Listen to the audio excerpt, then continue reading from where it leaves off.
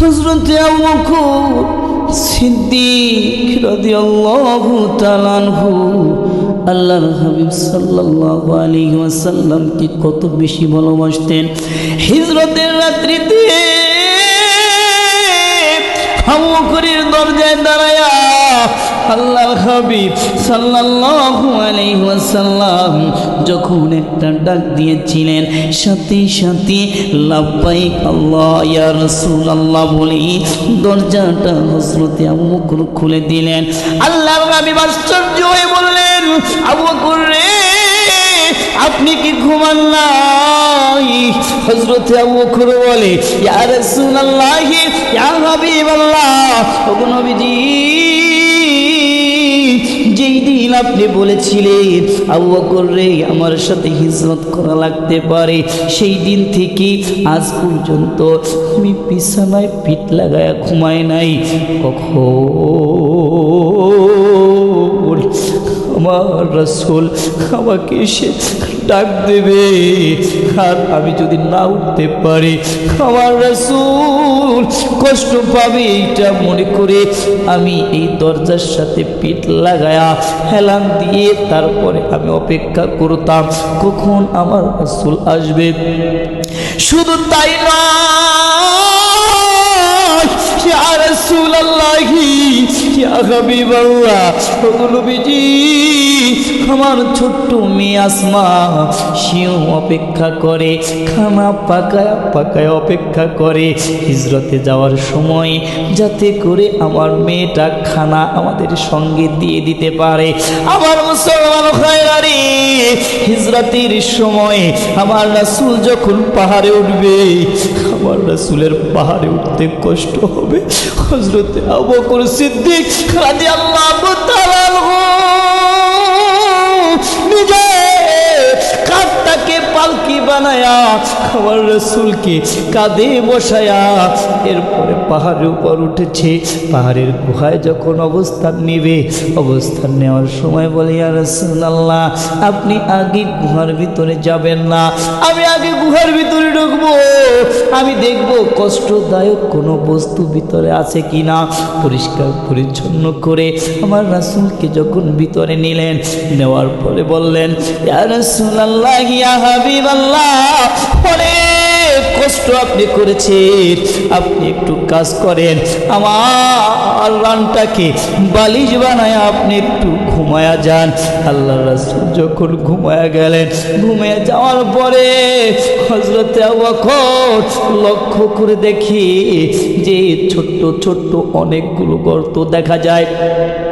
রুমালটাকে ছিঁড়ে গর্তগুলো বন্ধ করলেন, কিন্তু একটা গর্ত বন্ধ করার মতো কোনো কাপড় হযরতে আবু বকরের কাছে নাই। তিনি কি করলেন, নিজের পা দ্বারা গর্তটার মুখটাকে বন্ধ করে রাখলেন। বিষধর পাহাড়িয়া সাপ ছিল, এরকম ভাবে হযরতে আবু বকরকে দংশন করেছে, চেহারা নীল বর্ণের হয়ে গেছে। এরপর আমার রাসূলের ঘুম ভাঙায় না। আমার মুসলমান ভাইরা রে, চোখের কোণা থেকে এক ফোঁটা পানি আমার রাসূলের চেহারা মোবারকের উপরে পড়ে গেছে।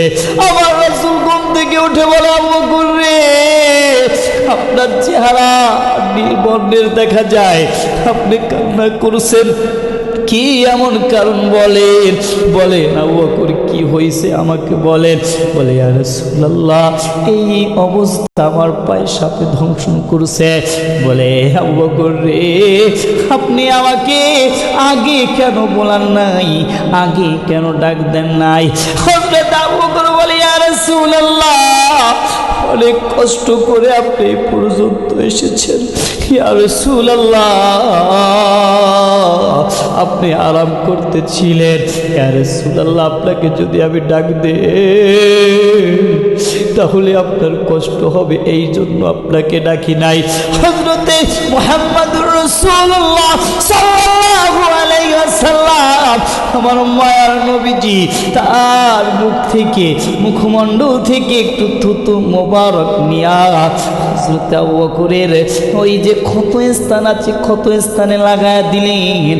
সাথে সাথে হযরতে আবু বকর সিদ্দিকের বিষগুলো পানি হয়ে গেল। জোরে জোরে বলুন না সুবহানাল্লাহ। আমার মুসলমান ভাইরা রে, বান্দার অন্তরালের মাগো, ভালো করে শুনিয়ালো, সাপটা কি এবার আল্লাহর রাসূল শাসাইতেছে, এই সাপ তুই আবু বকরকে কেন দংশন করলি? সাপ ডেকে বলি, ইয়া রাসূলুল্লাহ, ইয়া হাবিবাল্লাহ, ওগো নবীজি, আসমানি কিতাবের দর্শ হইতেছিল, দর্শের কাজ দিয়ে যাইতেছিলাম 100 বছর আগে। আমি শুনেছি আল্লাহর হাবিব দয়াল নবী মায়ার নবী এই পথ দিয়ে হিজরতে যাবে, এই গুহার ভিতরে অবস্থান করবে। আমার নূরের নবীজির নুরানির চেহারা মোবারক দেখার জন্য 1 বছর এই গুহার ভিতরে অপেক্ষা করে আছি। আবু বকর সব গর্তগুলো বন্ধ করে দিছে, আমি একটু বের হইতে পারি না। আমার মায়ার নবীর চেহারা মুবারক আমি দেখতে পারি না। আমার কষ্ট সহ্য না করতে পেরে এরপরে আমি আবু বকরের পায়ে দংশন করেছি। ইয়া রাসূলুল্লাহ, আমাকে মাফ করে দিবেন। সাপ তো শুধুমাত্র আমার রাসূল তো মানুষের নবী না, আমার রাসূল ছিলেন সাপেরও নবী, আমার রাসূল ছিলেন মাকড়সারও নবী। আমার রাসূলকে সেফটি দেওয়ার জন্য আমার রাসূল যখন গুহার ভিতরে ঢুকেছে, সাথে সাথে মাকড়সা জান বলে ফেলেছে। কবুতরের নবী ছিলেন আমার রাসূল, আমার রাসূলকে সেফটি দেওয়ার জন্য কবুতর ওই মাকড়সার জালের উপরে ডিম পেড়ে এরপরে ডিম নিয়ে বসে পড়েছে।